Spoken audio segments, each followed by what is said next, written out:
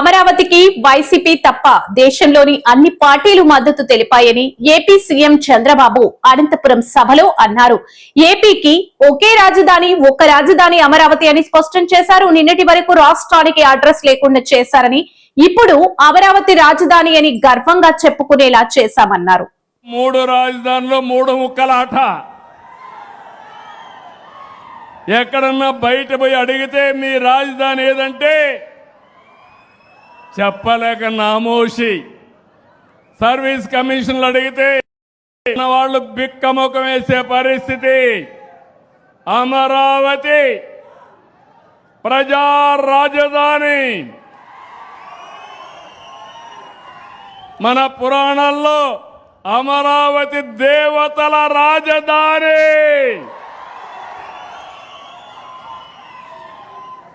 అలాంటి రాజధాని ఒకటే మీకందరికీ విజ్ఞప్తి చేస్తున్నా, తెలుగు ఆంధ్రప్రదేశ్ రాష్ట్రానికి ఒకే రాజధాని, అదే అమరావతి.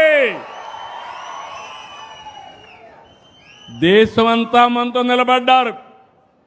అన్ని రాజకీయ పార్టీలు సపోర్ట్ చేశారు. 50 పార్టీలు ఉన్నాయి కేంద్రంలో. రాజ్యసభ, లోకసభ 2 సభల్లో కలిసి 50 పార్టీలకు ప్రాతినిధ్యం ఉంది.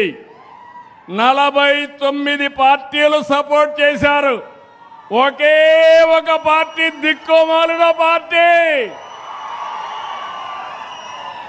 ఏ పార్టీ అది? ఏ పార్టీ అది?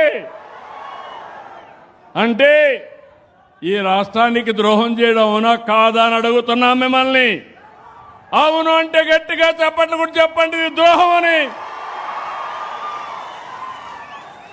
అది అయితే మొన్న మాట్లాడుతూ మ్యావిగన్ అంట. ఏమి పిచ్చో నాకైతే అర్థం కావడంలా. పిచ్చ ముదిరింది.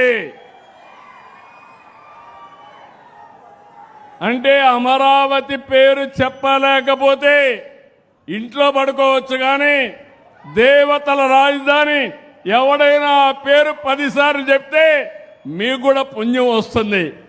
అలాంటి రాజధానిని పేరు చెప్పడానికి ఇష్టం లేకుండా మ్యావిగన్ అంటున్నాడు.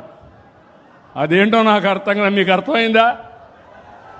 మీకు మ్యావిగన్ కావాలని అడుగుతున్నా. వద్దు అంటే గట్టిగా చెప్పట్లు కూడా చెప్పండి కరెక్ట్ కాదని.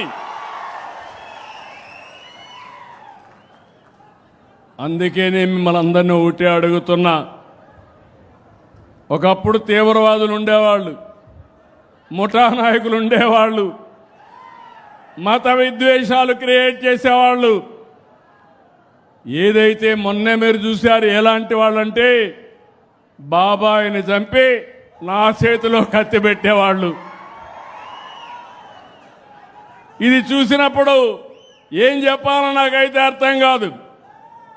ఇప్పుడు అమరావతి బాగా పనులు అవుతా ఉంటే, ఊపందుకుంటే, రాష్ట్రంలో అభివృద్ధి అవుతా ఉంటే చూసి సహించలేక ఫ్రస్ట్రేషన్లో అవినీతి జరిగిందని మాట్లాడతాడు.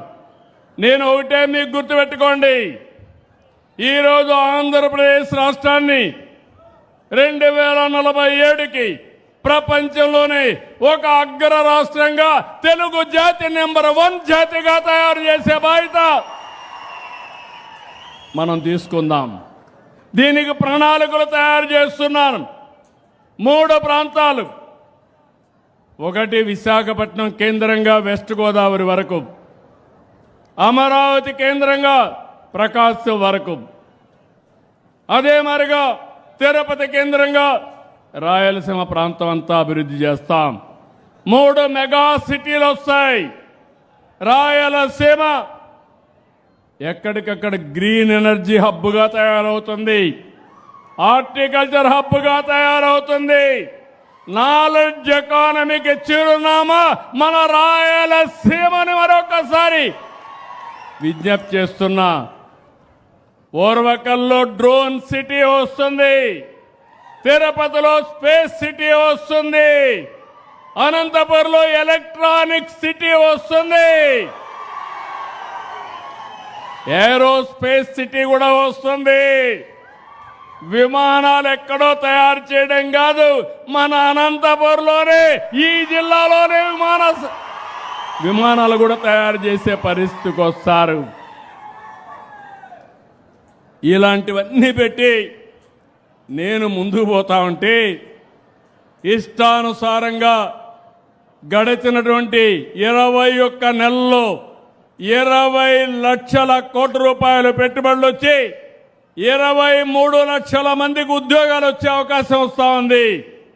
కడపలో నేనే కడతా, స్టీల్ ప్లాంట్ కూడా వీళ్ళు కట్టకుండా చేతులు చేసిన దాన్ని పూర్తి చేసి మీకు మా వార్తలు నచ్చినట్లయితే మా ఛానల్ ని సబ్స్క్రైబ్ చేయండి, లైక్ చేయండి, కామెంట్ చేయండి. మరిన్ని వార్తల కోసం R9 టీవీ ఛానల్ ని చూస్తూ ఉండండి.